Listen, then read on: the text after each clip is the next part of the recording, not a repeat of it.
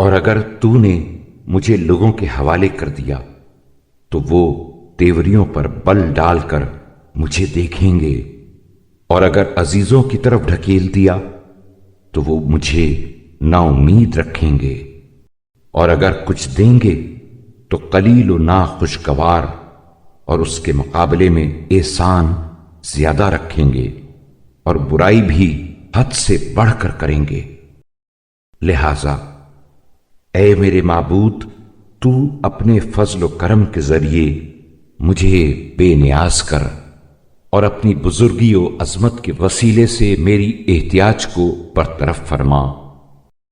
اور اپنی تونگری و وسعت سے میرا ہاتھ کشادہ کر دے، اور اپنے ہاں کی نعمتوں کے ذریعے مجھے دوسروں سے بے نیاز بنا دے۔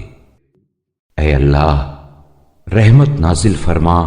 محمد صلی اللہ علیہ وآلہ وسلم اور ان کی آل پر، اور مجھے حسد سے نجات دے، اور گناہوں کے ارتکاب سے روک دے، اور حرام کاموں سے بچنے کی توفیق دے، اور گناہوں پر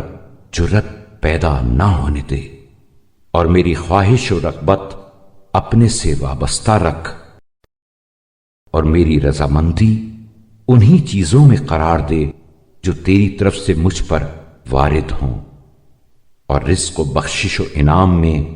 میرے لیے افزائش فرما، اور مجھے ہر حال میں اپنے حفظ و نگہداشت، حجاب و نگرانی اور پناہ و امان میں رکھ۔ اے اللہ، رحمت نازل فرما محمد صلی اللہ علیہ وآلہ وسلم اور ان کی آل پر، اور مجھے ہر قسم کی اطاعت کے بجا لانے کی توفیق عطا فرما۔